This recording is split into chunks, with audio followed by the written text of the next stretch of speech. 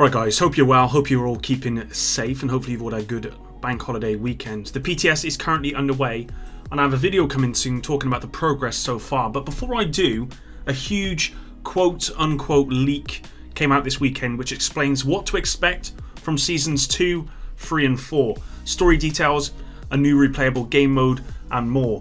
With that said, if you want to support me further, you can on Patreon, link to that below. Drop a like if you enjoy this one.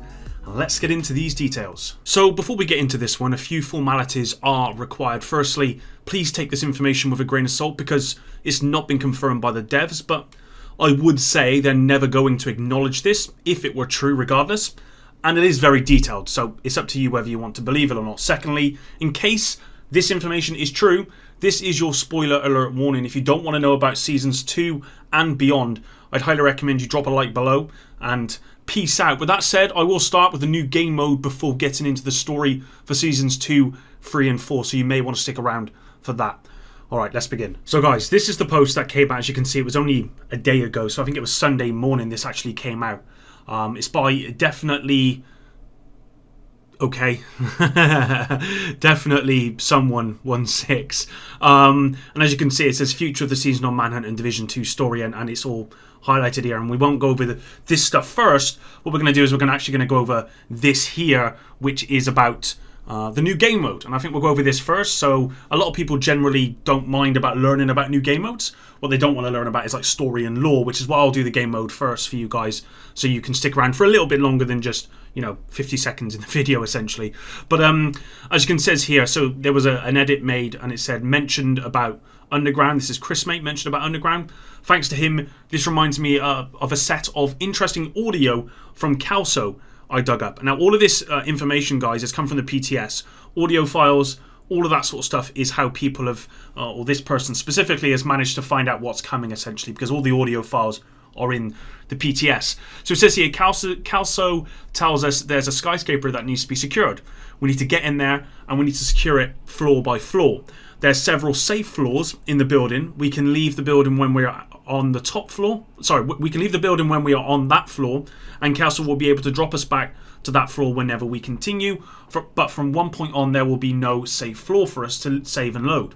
For example, the skyscraper mode will have to ascend 100 floors. Every 10 floors, there will be a safe floor for us to take a break, go back to the open world and to do something else.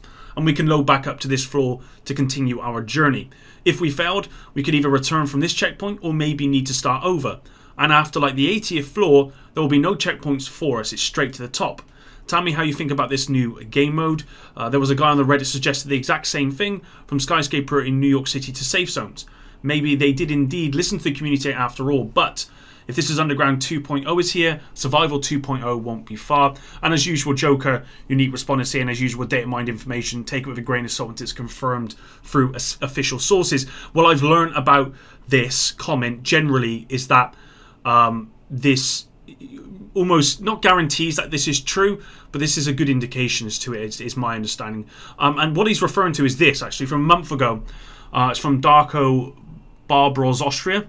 And it says, please add new game modes beside of strongholds, missions and raids in PvE. And this is something I've been advocating for so long. We had some very good game modes in the Division, and it really didn't make sense to me not to have some new game modes in the Division 2, as I think that's what a lot of people want. It says, how about creating a skyscraper where an elevator brings you up stage by stage? In the end, elevator entrance and exit changes level design. Stages are on a grid, which is always randomly created. Cover in terms of office stuff should be placed randomly in the room. Spawn points could be doors, which are also placed randomly. Enemies scale from level to level. Special bosses, raid-like with mechanics but soloable, should appear every 5 to 10 stages. Enemies spawn, black tusk, cleaner, etc. randomly chosen. Loot. You can invest crafting materials or gear to boost your drop chance for loot related to brands, weapon types, etc. Invest in exo mats could increase exo chance, similar to targeted loot. Would be an option for Massive to test and see what scaling players are capable of if they collect statistics. What do you think about this idea? And this is kind of like this is pretty much like an Underground, where it's like a procedurally generated world or environment essentially, but this would be going up, where you'd have, again, if we go back to this spoiler here, this would have like floors, and you reach certain floors and you can go up. Obviously, if you're playing in a group and you're the 1%, then you might get to floor 100. or there should be the possibility to get to floor 100 if you're that 1%. But for everyone else, the same with someone like Resistance we had in the Division 1, you might get to level 15. You'd still get rewarded for it. You might be able to get some good stuff, that sort of thing. But, it's not like you're investing your time and you're not getting something back for your effort. And having something like a safe floor in the building, which is what I believe it says here, that would be good as well, because it means you could achieve that, dip out, come back to it, keep going up, and etc. I just think this would be really cool. I think this would be, again, it would be kind of like a new version of Underground. And I think Underground was one of those modes that was really good in the Division. And having something like this, I think, would really, really help me personally. If I'm being selfish, it would help me want to play PvE more. Because, like a lot of you guys, a little bit fed up with the missions, doing the same missions over and over again that we've been doing for a year and a half or whatever. So to have a new environment, like a new replayable game mode, would just be a game changer for me. And if this is true, this is something that I think they need to keep doing, adding more of this stuff. Of course, we still need to have missions; they're important. But stuff like this, when you've done the missions, this is the stuff that you keep coming back to replay. At least for me, anyway. But with that said, guys, again, another warning, because now we're going to go over the Season 1, 2, 3, Season 2, 3, and 4 info here that's been spoiled. So, okay, Seasonal Manhunt General info. Let's start with the Manhunt targets for Season 2. The season named is called Keena's Legacy, found in the PTS patch note in-game. You can find it in the character selection menu. And guess who's the best rogue candidate to inherit Keena's Legacy? Let me give you a hint. He's one of the Division 1's popular loot sources for a lot of agents when it launched. Take a guess before continue or not. It's Hornet, yes, the one we thought we killed at Russian consulate after we extracted Vetely. Details of how he's got resurrected and what his plan will be at Season 2 info. Now for Season 3, the target this time is our longtime nemesis since Division 2, Mr. Barden Schaefer, BTSU's leader and Black Tusk's top dog, as how Kelso puts it. To be honest, I really don't want to have a showdown with him and kill him. He seems to be redeemable, but well, it has been written. But I will be gone once and for all. The original BTSU we know is almost gone but one, Jack Bonnie. And in Season 2, someone special around the franchise will finally reveal some of its veil to us, with a little Clancy taste twist to the story. And finally, Season 4, of course the targets are familiar faces. So here she is, Miss Fei Lao, or Ms. Fei Lao joins the club. But Season 4's story and Fei Lao will bring more twist. Let's get into the details. And again, all of this stuff has been found, I believe, in the audio files of the PTS. Okay, Season 2, you can say it's lazy writing, massive lack of creativity, but damn, they decide to bring back someone we thought we killed back in the first game. Hornet is Keena's best bud, and when he was back in the army, indeed they had a really good relationship. Keena actually cared for him, not like those later yahoos, so-called warlords of New York, are just his worker bees. When we got Hornet's watch and retrieved medical data, we left his presumably dead body at the consulate. That's where Keena kicked him. He sent a rogue agent, one of Season 2's sub-target called Termite, ex-field surgeon, to retrieve Hornet. At that time, Hornet's heart actually stopped, but somehow Keena and Termite, revived him before he's really dead. Guess our Division 1 agents failed to get a headshot on him. That would have killed him. After that, Hornet and Keena probably were just keeping low profile until Warlords of New York. When he responded to New York's call and arrived to help local civvies and agents, Keena sent Hornet to DC to recruit outcasts for future operations to ensure the legacy can go on. It says here, I really think Keena and Hornet are at least having a platonic relationship. When Keena says he's probably going to die, Hornet says he'll carry on his legacy. Then Keena corrects him, it's their legacy. During Warlords of New York and Jupiter's Manhunt, Hornet railed 4 other rogue agents to prepare for strike. Termite is one of them. Another one worth mentioning is called Huntsman. He's a former Shade recruiter. He's the one who cleared Keena for agent. All 5 of them are equipped with Keena's Eclipse virus. I'd expect some more from the sub-targets this time. For Hornet, he holds up the tidal basin with the Outcast. He uses Black Tusk leftovers and Eclipse to defend against us. The final showdown will be on the hovercraft, which I'm looking forward to because I feel like they need to use more of that. As how Roosevelt Manhunt played out, Manhunt versions are just a new theme, but the mission general layout is still the same, just like Invaded Missions. He modified his trap skill to have the healing ability.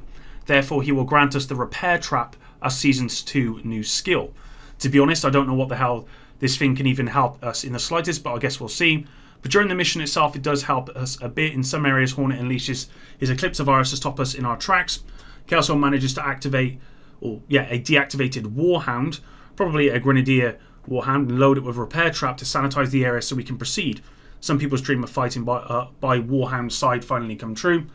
Anyway, in Season 2, we'll put an end to Kina and his loyal followers for now, I guess, and Hornet will stay dead this time for good. This repair trap does sound a little bit strange.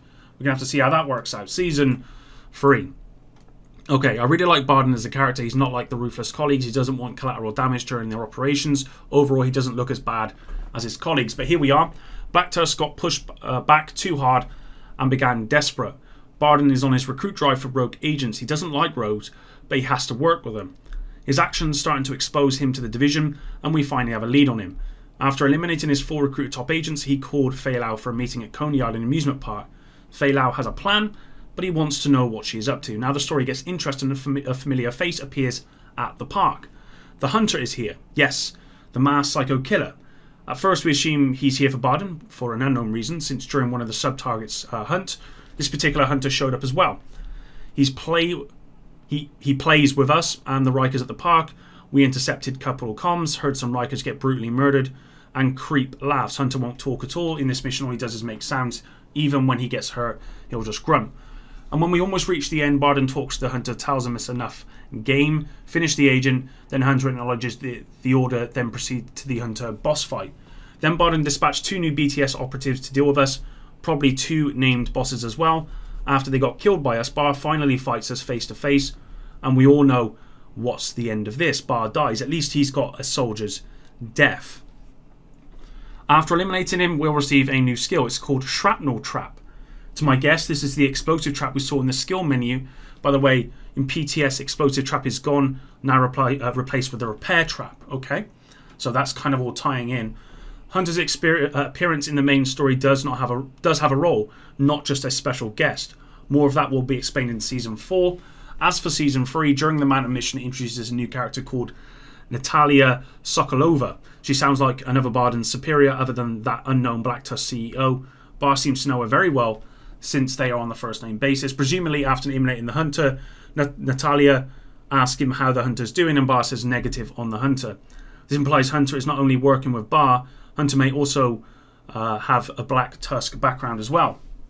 A funny thing worth mentioning here is when we fight Barden, he will say this: "What the hell is your malfunction? Why can't you just die, you goddamn bullet sponge?" Gotta say it, Bar, you'll probably be more of a bullet sponge than us. Very true. And Season 4, and this seems to be the longest part here, I think this will end out the year essentially. Finally, here's Fei Lao. The season will bring even more twists and new story holes to fill. Let's get started with Fei. She's planning on getting a target, and she's resurfaced to execute her plan, so we'll be able to hunt her down. There are 2 sub-targets worth mentioning. One is Alicia Coswald, the one who led Fei Lao to Barden Schaefer. Another one is Felix Sokolov, from the looks of his name, and the mention of his family business lead him to the division. We can assume his family is the founder of the one brand in the game, Sokolov Concern. Makes sense. And remember, Natalia Sokolova, you guessed, she's Felix's big sister. Let's get to the family business first. The following info is speculation with audios I have found. The Sokolov family moved from Russia to America. They either started the company or moved their company to the US. Felix enlisted in the US military, while his sister Natalia stayed and grew up in Russia. Sometime later, their father died, and Natalia flew to the US to attend the funeral and inherited the company. I guess it's because Felix was still serving. Around that time, Natalia also established the Black Tusk, presumably with other investors, because we know there's a male CEO who runs the company right now. This is very interesting. Now the story is slowly moving to a conspiracy side. I've got to say this tastes more like Clancy's work. The good old Russians are the culprit behind the shade. Maybe hunters are low-key winter soldiers trained by the Sokolov family. Just my speculation. Maybe the hunters overall could be Russian. Now let's get to Faye. She's meeting with President Ellis at Camp White Oak. Seriously, Ellis, you still dare to return to this place? Calsos says we do not have green light on Ellis. No matter what, he's still the POTUS. We cannot kill him. Or I presume that's President. But we are sure as hell can take out Faye for good. Now here's a twisty part begin. Ellis and Faye meet at the cabin. Should be the house with a big wood frame glass door. We are cracking Black Tusk defences and crashing the party. A Black Tusk officer called Wilson, acting as President Guard, left Faye for the duty and head out to stop us. And then the fun begins from there. Fei Lao kills President Ellis. Yes, she kills the current POTUS before us, and she radios the remaining Black Tusk soldiers in Camp White Oak, claims we killed the president, and she frames the division for killing the president, and she's fleeing from the scene. We caught up to her at the main cabin where the helipad is located. She's trying to flee, but the helicopter has some electrical issues needed to be fixed. For the mission audios, I'm assuming we need to stop the helicopter from spinning up the blades by causing the electrical issue. But I cannot find any Isaac audio saying target deceased. Isaac says that but for Bardin and Hornet and all the sub-targets for Fei Lao, and there's no new skill acquired from Fei Lao.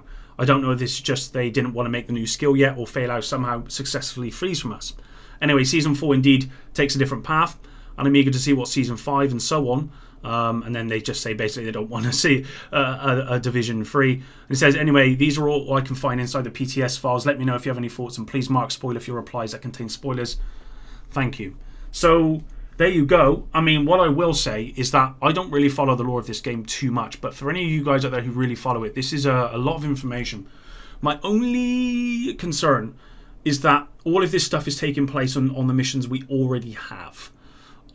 So that does mean, unfortunately, we're not going to get a new... If this is true, we're not going to get a new zone or new missions or anything like that, at least for the next 4 seasons. Let's hope that this is something, we're going to get these game modes and whatever. Let's hope that this is something that's coming, or maybe a Survival 2.0. Because if we have another season like we just had, where we just have a couple of targets and that's it, then I don't know. Anyway, that's it, guys. Thanks very much for watching. I appreciate this was a very long video. If you did watch it to the end, I really, really do appreciate it. And until the next one, guys, epic out.